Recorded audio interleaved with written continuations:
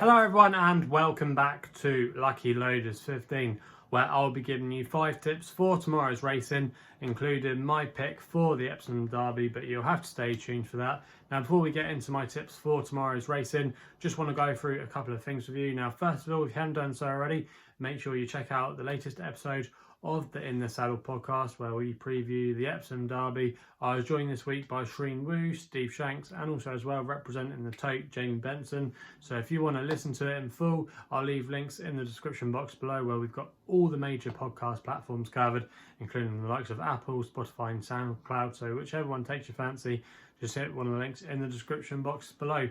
Also as well, let's quickly just recap on how our selections performed today. We should say at the current time recording, I still do have one tip to run tonight at Bath. She's now even money favourite after being advertised at 11-4, but the reason she's shortened so much in the market is because the favourite for Richard Spencer, his horse is a non-runner, was declared a non-runner earlier today, and as a result has incurred a massive Rule 4. I think if you got the price of 11-4, I think it's going to work out a Rule 4 of around about 55p. So ultimately it will really affect the price there, but hey ho, if she goes and wins, that's nice, because ultimately we'll repair a little bit of the damage that was incurred earlier today by our selections at Epsom. My nap was actually a non-runner, I should say, as well. So if you backed him, you should have got your stake back. But to be honest with you, as soon as I uploaded last night's video, I saw he was a non-runner, so that was a little bit of a waste of time. But yeah, our 2 tips today at Epsom were a little bit disappointing, but I think you can put a line through both their runs because ultimately the conditions went against them. We had a lot more rain than was forecast at Epsom, which meant the conditions ultimately were on the soft side, and probably the fact that they watered didn't help. But yeah, it was hard work for a lot of the horses today. I think a lot of people's homework was thrown out the window, but to be fair to a couple of you I saw in the comments box below, 1 or 2 people like Pile Driver, a few people were on Snowfall as well. So yeah, fair play if you found some winners today. It wasn't easy, but it's never easy, is it? But yeah, my selections were very disappointing, but like I said, I think you can forgive them due to the fact that the conditions changed so much. And yeah, Snowfall was obviously a very impressive winner of the Oaks, but sometimes when the conditions get like that, and especially at Epsom as well, you get these wide margin wins. Obviously she set a new record there with the 16 lengths, but ultimately I think we'll have to see later on in the season how good that was. But you can't really knock what she did today. But yeah, I've got a couple of concerns in the back of my mind about that performance, on what she beat, the ground, and a few other things as well. But so yeah, that's all for another day. But yeah, it was a good day's racing to watch, but yeah, not from a punting perspective. But hopefully we can turn our fortunes around tomorrow. And like I said at the top of the video, 5 tips, and we're going to be going to Musselburgh for the first of them, up to the Scottish venue. This is going to be my nap and my only tip of the day on their card in the 2:15. I'm going to put up Muntadab here for Holly Doyle and Roger Fell, currently available at time recording at 10-1. I'm going to recommend a 1-point win bet here. Now this horse has fallen down the weight. He was previously rated, if you go back far enough, in the hundreds, but he's still quite well handicapped on some of his recent form. In fact, actually his last win came off a £10 higher mark when he won at Epsom last year. He's now dropped to a mark of 77, which you think should be in his compass. He returned to form, I think, last time when he ran last week at Beverley, finishing 4th in a Class 3 handicap on what was quite a competitive Class 3 handicap as well. And he's dropping down in Class 4 tomorrow. So I think in this grade that will definitely help him. Also as well, he's a previous course and distance winner at the track, which will stand in against Stead. And he's got a good draw to exploit tomorrow as well. He's in still 4 and he likes to be prominent. He likes to be up with the pace, and especially over that kind of trip at Musselburgh. Sometimes these front runners can just be hard to peg back. There's not too much pace in the race. He's got an ideal draw with Holly Doyle, but I think that's a massive positive as well. I like it when Holly goes to the front and dictates. I think she's a very good judge of pace. I think at 10-1, this horse is a ridiculous price and should be up there vying for favouritism in my opinion. And I just think he's down to a workable mark now. He's got a good draw. The race could be easily run to suit, and he might just be too hard to peg back. So that's why Muntadab is going to be my nap in the 2:15 at Musselburgh. We then go to an extra tip. in the 305 at Doncaster with a horse called Albert Camus for Rab Havlin and John and Thady Gosden.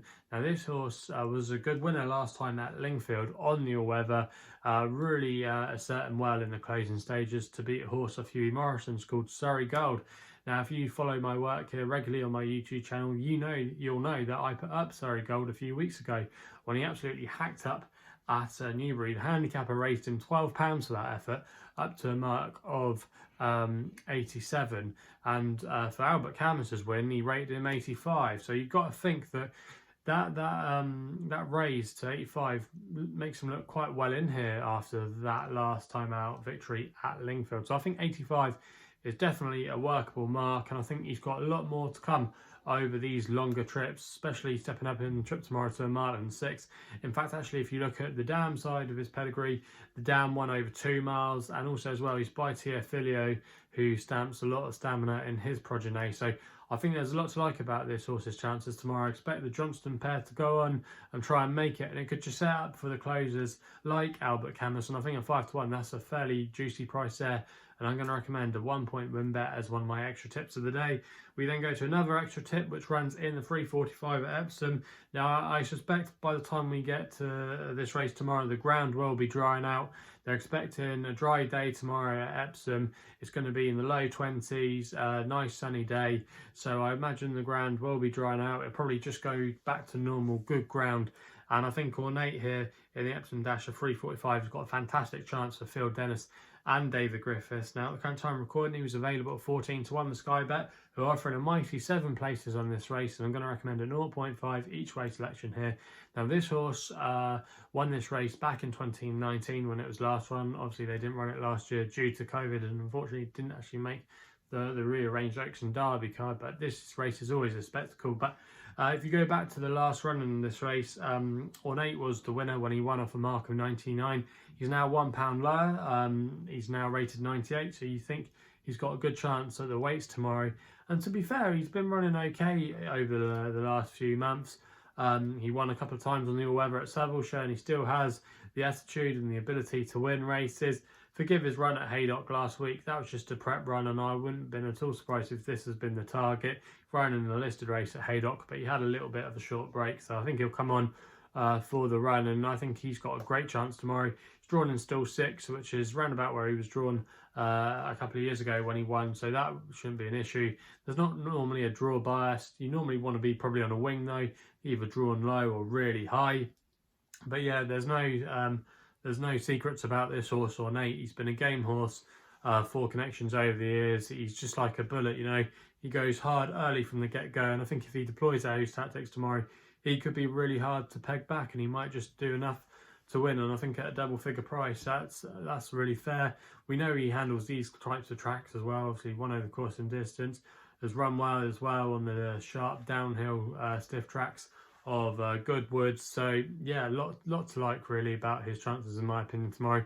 And I think he's got a really good chance of making the frame, so that's why he's going to be one of my tips for tomorrow. We then go to my long shot, which runs in the Epsom Derby, the 4:30, one of the feature races of the year, and I'm going to take a chance here on New Spirit for Tom Marquand and Andrew Bolden. Now, at the time recording, this horse was available at 25-1 with SkyBet, who are offering 5 places on this race. I'm going to recommend a 0.5 each way selection here. Now, again, if you've been following my work, you might remember I put this horse up to win when he won at Chester, when he took the Vars quite comfortably in the end. I was a little bit worried during the run because it looked like he got boxed in at one stage, but when he got the gap, he was quite a snug winner, I thought, in the end. Showed a good turn of foot and was quite impressive. Now, he didn't really capture the imagination of a lot of people that day because he wasn't really cut or well supported for the Derby afterwards, but I thought he was a good winner and showed a good turn of foot, like I said. But yeah, if you go back and look at his style of running, he's always made up a lot of ground at the end of his races, suggesting that he's probably got a lot of untapped potential over these stern trips. And also as well, if it doesn't dry out completely, he won't mind a little bit of cut in the ground, but he has won on good ground before. There was a bit of ease in it when he won at Chester, and also as well, he won on soft ground last season as a juvenile. So he's pretty versatile, I think, with the ground, so he wouldn't have minded the rain that's come in the last 24 hours. But yeah, I think he's got a good chance in this race tomorrow. In fact, actually, connections think he's more of a Derby horse than Khalifa Sat, who finished second in this race last year. So Tom Marquand, he knows had to do well in these races. With his second on Cleaver Sat last year. Obviously, it was a really weird race. But yeah, I think he's got a really good chance. In my personal opinion, Bolshoi Ballet is a little bit too short. I know he's the only runner representing Ballydoyle, and you have to respect that. But I just think a lot of their colts haven't been firing. The best one that we've potentially seen so far is this one in St Mark's Basilica, who's going for the Prix de Jockey Club.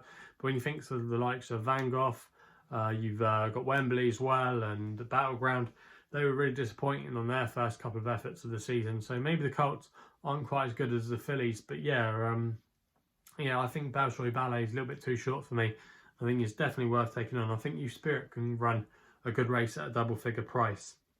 We end then the day by going to Chepstow for the evening action there for my next best. In fact, actually runs on the last race on the card in the 9 o'clock, where I'm going with a horse here called Eltham Palace for Trevor Whelan and David Simcock. This horse is currently available at 3-1, and I'm going to recommend a 1-point win bet here.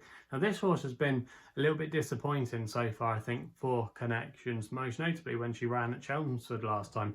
But I think you can forgive her for that effort because she lost a shoe in running. And if you go back and watch the replay, you can tell that it really did put her off because her action wasn't the same, and I think you can just put a line through that. Subsequently, the handicapper has dropped her down to mark at 58, and I do think she is a better filly than that, and I think she's a little bit unexposed on the turf, so she could maybe improve for the switch. She's been running, like I said, on the all-weather, and apart from the last effort, her form hadn't actually been too bad, and running against her own sex tomorrow in this company, I think could really suit her. This isn't a strong race at all. A lot of weak horses in here, and this is, in my opinion, a really winnable contest for this filly. David Simcock's team have been in good form as well of late, operating at 23% strike rate before today.